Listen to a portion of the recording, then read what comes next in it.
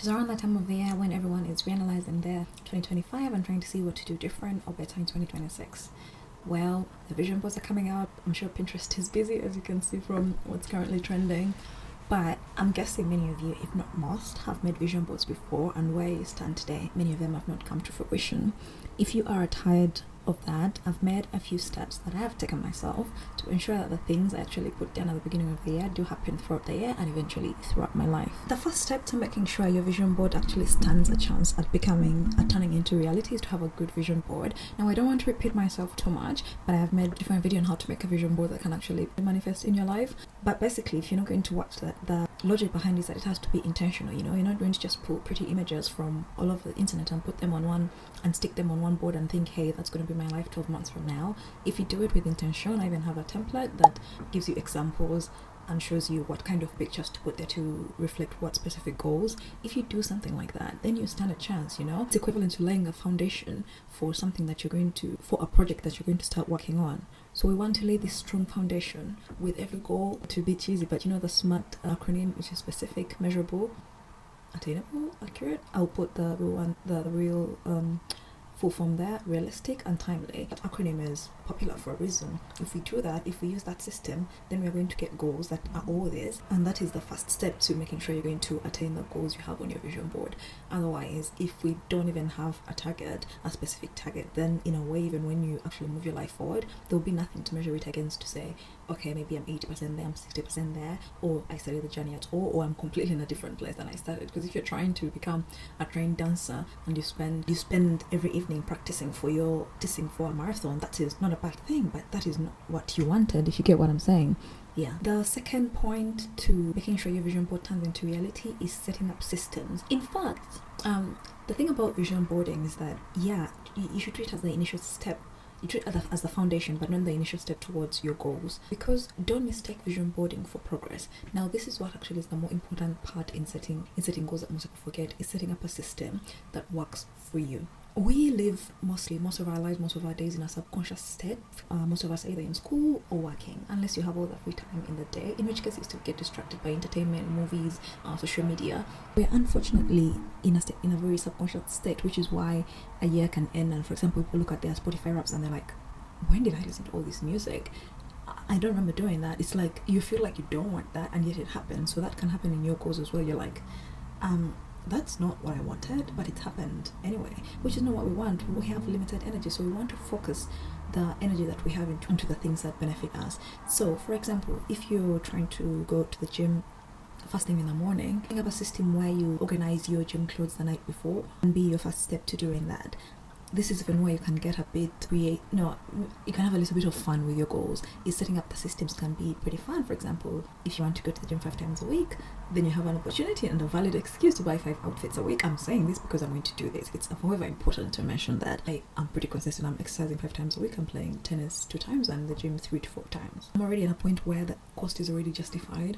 I don't want you to go out there and waste money on things that you're going to buy and then just start at home, like people who collect all these things in the hope of starting a new hobby and then they never actually get to it. But this is an opportunity for you to have, of course, the vision boarding process is fun, but then you have to get to the work. But setting up the systems can be fun. For example, if you would like to cook more at home, this is the opportunity to look around for recipes, to maybe start your own cookbook, to buy, few pans, maybe color match your stuff and get maybe a cute pan instead of a generic one like this. Do not go overboard with this, but setting yourself up for success is so important. The reason why we're putting most of these things on a vision board is most likely for most of us is that it has really proven somewhat at some level difficult to achieve these things without thinking, oh no, I need to go after that, So we want to set up our environment that in a way that makes it so easy.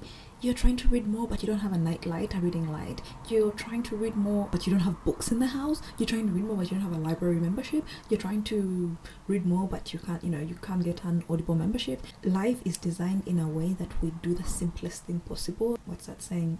Take the path of least resistance. So what we're trying to do is we are removing that resistance. In fact, that's the word I'm looking for. And I think Atomic Habits talks about this. I've not read the book, but I've seen synopsis I've seen many videos on it, countless videos about it, but it talks about this because it is so important. Worked an 8-hour day and now you need to go to the gym and it's 30 minutes away from you. Why not sign up to one that is 15 minutes from you? Or why not live in a building that has a gym? Because then you just need to go down the stairs, have a walk on the treadmill for 20 minutes, and that's that, and then you can come back upstairs. You don't need to pull out your car keys, you don't need to take the train. I highly discourage you from getting gyms where they need to take either a car or a train, because I don't know, there is something about having a gym that is close to you. It does not feel like a huge task. It's like walking to a store, unless you're doing a huge shop for Christmas or if you have a family. But you wouldn't really consider going to the store such a big deal. But if you had to drive somewhere, even to pick just one item, let's say a type of meat that you don't carry at your nearest your nearest supermarkets, then it becomes a chore. Even though you're literally going to pick one item, if you're taking an Uber or running a bike or taking the train, and you're like, oh, I need to go to the other side of town to pick this one thing up, then it becomes this whole thing you need to plan for. But if you have to step out and get milk, eggs, I don't know, some oats, even though those are way more things to get, it does not feel as much of a chore. Point number 3 of getting your vision board turned into reality is so important, and that is to schedule check-ins. A year is a really long time, and after, I want to say, I don't know, 22, 23, the person you are every 6 months, I mean, hopefully, changes so much. I don't know about you, but you know, if I was to think back 6 months ago, that was around June, I was literally running a different business from the one I'm running now. Your priorities, I mean, your main priorities in life obviously changes to be happy, healthy, you know, some version of wealthy. You know, you don't need to be a bajillionaire to describe yourself as wealthy, but what I mean is that, let's call it financial freedom, right? The very least out of financial struggle. Those goals are consistent, but the sub goals, the specifics tend to change. I don't even think I wanted to do YouTube 6 months ago, but then like 4 weeks ago I was like, why the hell not? What's so difficult? Like, my favorite creators are people who do it just simply and talk about interesting things, no gear, no nothing. So I was like, yeah, I'm gonna do that, and now look where I am. But if you've seen my 2025 vision board from my other videos in this series, you would know that there was no YouTube, and now my goal has changed in November. So if I was not doing check-ins, I would not be able to accommodate this goal anymore. Personally, what I like to do, because I love Pinterest so much, I'm sure most girls do, is do quarterly check-ins. I don't necessarily need to draw a vision board for each single quarter, because like I said, your priorities are going to change, the things you want, and or at least how you're going to get them is going to change. What we're going to do is, after 3 months minimum, four times a year is not that much, honestly, to check on the goals, to check on the things you want in your life, right? After every 3 months, and this aligns perfectly with the seasons. That's the best thing, is that at the end of March, spring is coming along, you're probably getting a little bit more active, you're probably going out more, you're looking to be a bit more social than you were in the winter, you're looking to make plans for summer, to book trips. So it's not the worst idea to have a check-in on the goals that you set for yourself at the beginning of the year. Besides, if you don't do this, besides, even if you're not doing this, to reanalyze your goals, at the very least you need to know what progress you've made.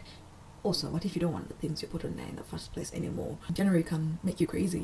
The hype from other people setting their goals might make you think you need to achieve all these ridiculous things for a year to be fulfilling, and you might have tried some of them and you're like, you know what, yeah, I don't want that. Like, in January your priority might be to get abs, and then you would maybe realize how difficult it is and give up. And I'm never going to be that person to tell you that you should never ever give up.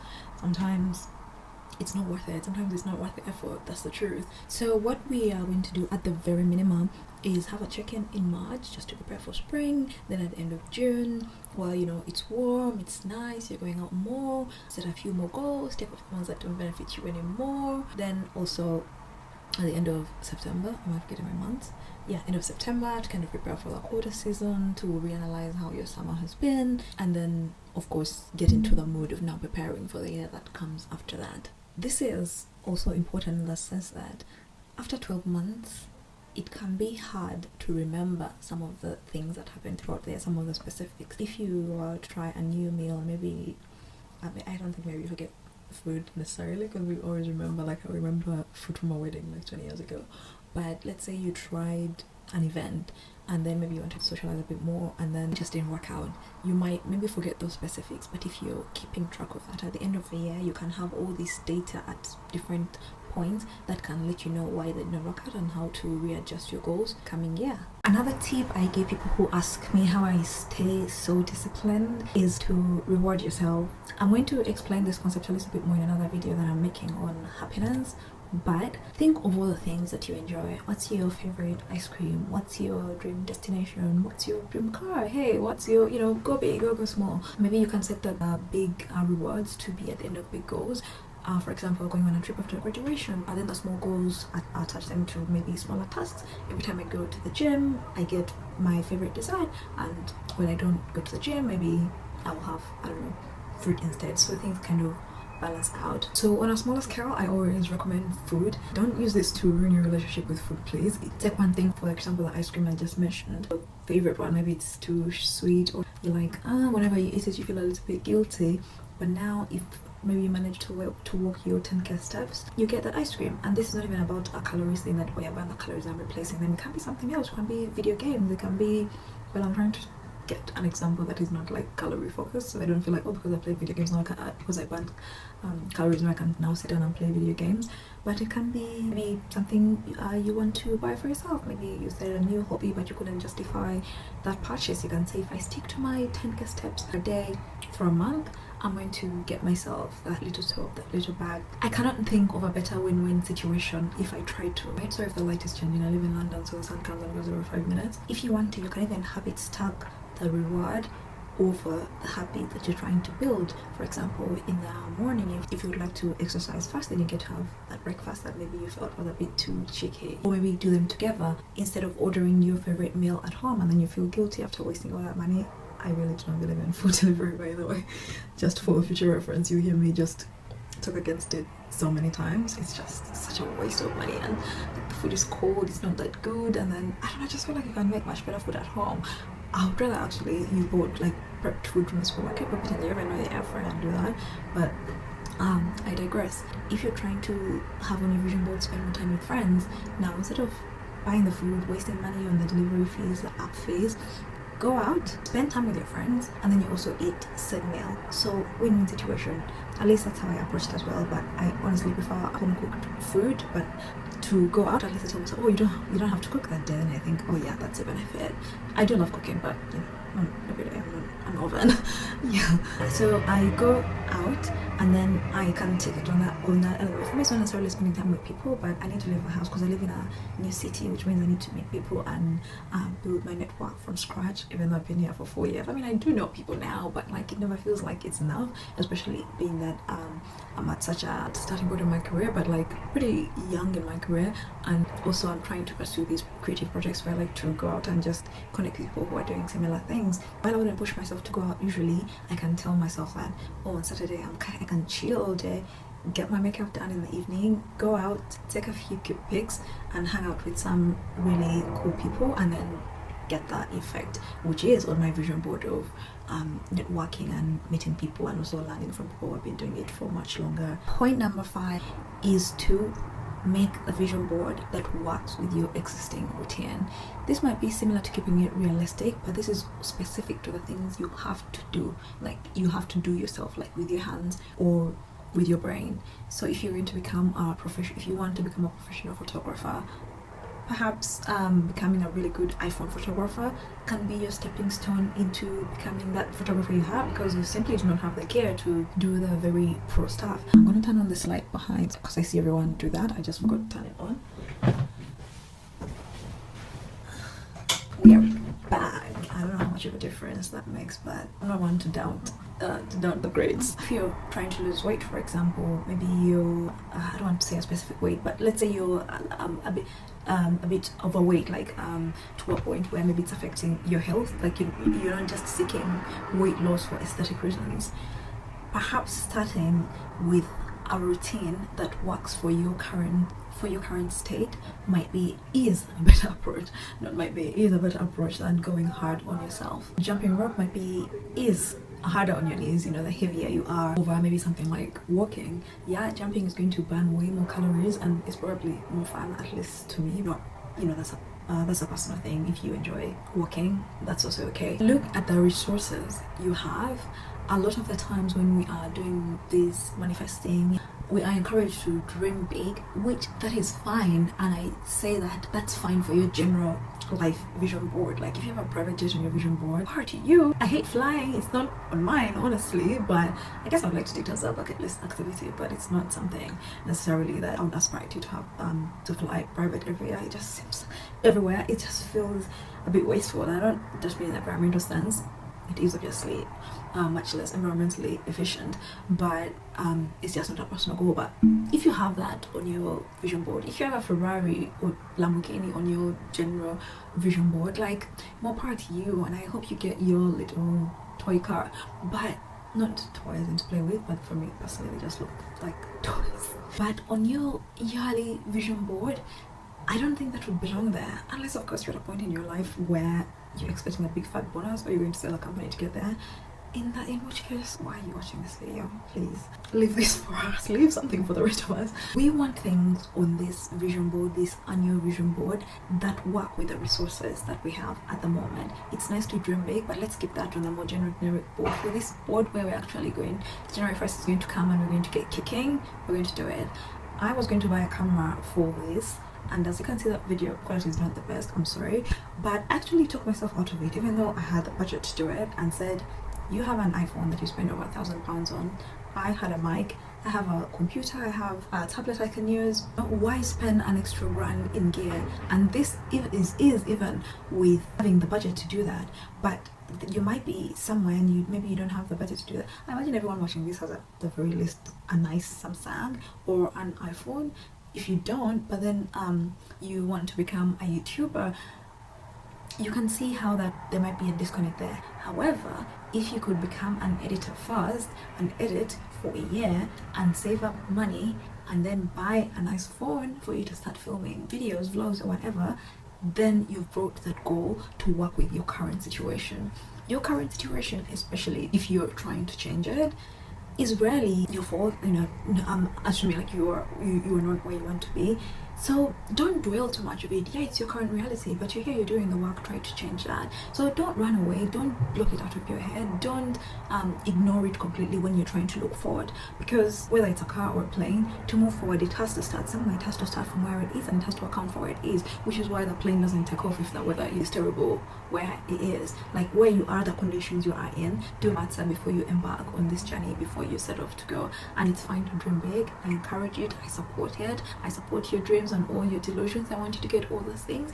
It's just, let's say for the next 12 weeks, for the next 50 weeks, let's keep it on the ground so we can slowly ascend and ascend and ascend until we get to the clouds. Yeah.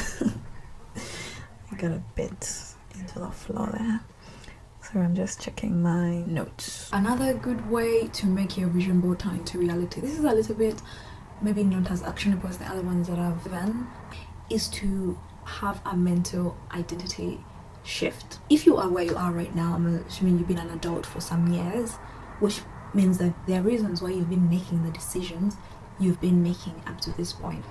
Perhaps the reason you stay up so long in the morning is you feel like you're the kind of person who needs to rush through everything. So you need to get to a point where you teach your brain, change your mindset, and realize that, oh, I want to become the kind of person who does not rush to places, and that kind of person manages to sacrifice those extra 15 minutes in bed to get to where they need to be, instead of prioritizing that over that. And I'm saying that because I'm the reverse. Like, an extra 5 minutes in bed means everything to me, which is why when I'm like rushing or whatever, I'm like, you know what, that's sweet 5 minutes, 10 minutes I got in the morning was so worth it. So I'm not just trying to tell you that you need to sacrifice the fun side of yourself or the lazy side of yourself. I just mean that you need to make sure that you have made the identity switch in your brain to start going after the things you say you want. You cannot say you want to have this fit body if you're the kind of person who at the moment believes that maybe they need to have a sweet sugary dessert after every meal. You need to do that work within your brain and say, why do, and I'm not against sweet treats, don't get me wrong, I'm very much in support of them. I don't have a sweet tooth, but I do love a sweet treat just as a little pick me up. Besides, sugar is a source of energy, so it's not always a bad thing. But I just want to clarify that I saw that quite often. People who had dessert 3 times a day, wondering why they would not lose weight. You would not believe the number of calories in a cupcake. But for many of them, it started from the point where we're like, you know what, I really don't need 200 grams of sugar in my, oh, that's that's a lot. I don't need 50 grams of sugar in my body every 6 hours to be able to function. In fact, it's even working against me. So I need to change and say I'll have my sweet treat after dinner, and that will be it. So I don't identify as a runner. You can see a lot of people make fun of marathon runners, but I think we can all agree it comes from that place of the insecurity, because the people could do that, they have the discipline to pursue that, and then they don't. Because I don't identify as a runner, when someone tells me they're going to run a marathon, it's like telling me they're going to climb Mount Everest, because I also simply don't identify with danger, madness. I don't know. I'm emotionless about marathon. I'm not saying everyone makes fun of them. Yeah, they can be a bit overbearing, but because I have that confidence that even though I'm a fit person, I do not identify as a runner. It's just something people do, the same way I don't identify as a smoker. When someone smokes, I'm like, I guess if it works for you, that's fine. I don't spend time thinking about smokers, because in my reality, in my world, that is not something that is worth doing, worth pursuing. To do this in a more practical sense is the part I was struggling with. I would suggest you talk to the people in your life that you feel have this on lock. If you want to become more fit, I'm sure you know someone who's really fit, so you're going to speak to them. If you do not have these people in your life, you might go online and look at a few influencers. The only problem is that they usually do not disclose, sometimes even unintentionally. But for example, when you're watching an influencer, you don't know if they're working 40 hours a week, you don't know if their gym is just downstairs, so they're going to tell you, oh, I went to the gym 2 times, and you're going to think, oh no, I cannot do that. When realistically they're able to do it. Like if I had a gym in my building, I'll be in there like 3 times a day, because I'm, if I'm having a scroll on my phone, I always think to myself, I wish I was on a treadmill right now. I just want a treadmill in my house because it's not cute. Once you've looked at those people, if you are able to talk to them and ask them and say, hey, how are you? I do this all the time. I would like to read more. I just don't read more because, I don't know, TikTok or something. I'm trying to think of a real reason, but I don't spend dangerous amounts of time on TikTok. But when I have 5 minutes between, my food is microwaving or whatever, there's some people who genuinely pick up a book and read. I'm just not there, because I always think I could have a little scroll on Instagram and see some cute outfits, or I could read a book about whatever it is. It just feels like the scroll is just much more worth it. But I've asked them, like, hey, when do you find time to read? And this is what they said, actually. This is how I know this. Like, yeah, every time, if I'm waiting on the bus, if I'm waiting for the bus, if I'm on the train. And that is how he decided, actually. Whenever I'm on the train, I read. I never scroll on my phone. And thankfully, we don't have signal here in London or in most parts of the underground. So I thought, when they told me that, then I thought, so now I'm the kind of person that always reads on the train. Also, it's a massive superiority complex when everyone is on their phones on the train, especially in the morning. And I pull out my I was currently reading Crime and Punishment by Fyodor Dostoevsky, and I'll be making a video on that if you're interested. Subscribe if you'd like to see that. But now it genuinely is part of my identity. In fact, it's why I don't even buy the unlimited data plan, because I prefer not to have data on the train or on the bus, so I can read my book. And that is how I got the tip. It's because I made that identity shift. I don't scroll on the train, I don't scroll on the bus, I read on the bus. I didn't try hacks or this or that, which can work sometimes, don't get me wrong, but making that identity shift was work I had to do once. Where with hacks, it's like you have to do it again and again. Oh, keep the book closed, turn off your phone on airplane mode, etc. But this was, 10 minutes of work, 10 minutes of reflection. I was like, this is perfect. It works. It has worked up to now, and I read, not too much, but I should be able to at least finish 10 books in a year minimum, and that's through the system, which I feel was a really simple change to make. And finally, and the most underrated aspect of turning your vision board into reality is to just take off the things that are not working out. Just move the goalposts. If you do have a valid reason, just take it off. If you wanted to go on 5 trips that year and you think to yourself, you know what, I don't think I have the funds to do this, or it's no longer a priority in my life, go to the board and take it off. And at the end of the year, when you're looking at all the things you achieved and managed to do, if it's not on the board, you didn't plan to do it. So in a way, your vision board did come into reality. There should be no shame. In fact, I would be very, very surprised if someone managed to tick off every little single thing on their board. I might even argue that maybe you shot a little bit low, or maybe unless something was exceptional happened. If you want 200 grand in the middle of the year, like, that's different. But what I mean is that you need to find that healthy balance between shooting high and shooting realistic. I know I just said to be realistic, but what I mean is that even in a realistic sense, there will be blocks that will come through in life, whether those are financial, whether those are personal, mental, or just other priorities that come up things always do come up. We have responsibilities, and if you don't have children, you've got a family, you've got savings, you've got to, you know, prioritize savings, investments. If you find a much more worthy investment of your time and your energy, it will be hard to believe that at the very least the goals you had in January did not change throughout the year. It is perfectly okay, acceptable, and even expected for you to take off some of those things that are not serving you anymore. And then at the end of the year, you're not thinking, oh no, I cannot believe I did not go to Morocco. If you took it off your vision board, you can think, oh yeah, I had to use, you know, the budget for Morocco to buy a new MacBook so I can learn, I don't know, how to edit, or so I can build a skill or something. So you're not beating yourself up over just changing your priorities. You are in a place of acceptance because you had perfectly good logical reasoning behind your decision. I hope I've made some sense in this video.